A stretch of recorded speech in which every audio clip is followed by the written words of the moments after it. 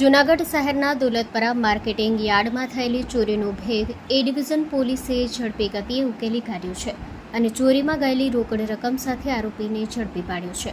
મળતી માહિતી મુજબ તારીખ 12/3/2026ના રોજ એ ડિવિઝન પોલીસ સ્ટેશનમાં ઇમરાનભાઈ રફીકભાઈ મોટનવાલા રહેવાસી જૂનાગઢ દ્વારા ફરિયાદ નોંધાવવામાં આવી હતી કે દોલતપરા શાકભાજી ફ્રૂટ માર્કેટિંગ યાર્ડમાં આવેલી મોટન ફ્રૂટ કંપનીની દુકાન નંબર 22માં ઓફિસના ટેબલના ખાનામાં રાખેલી 2,83,740 જેટલી રોકડ રકમ કોઈ અજાણ્યા ઈસમ દ્વારા ચોરી કરવામાં આવી છે.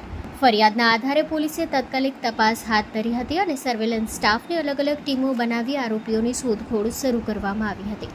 દરમિયાન હ્યુમન સોર્સ અને ટેકનિકલ સોર્સથી મળેલી બાતમીના આધારે પોલીસે દોલતપરા વિસ્તારના દીપક પેટ્રોલ પંપ સામે આવેલા 66 ડેવી તરફથી આવતા રસ્તા પર વોચ ગોઠવી હતી, જે દરમિયાન આરોપી ડિરણભાઈ ડાડુભાઈ પરમારને ઝડપી પાડ્યો હતો. આરોપીને પોલીસ સ્ટેશન ખાતે લાવી વધુ પૂછપરછ કરતા તેણે ગુનો કબૂલ કર્યો હતો.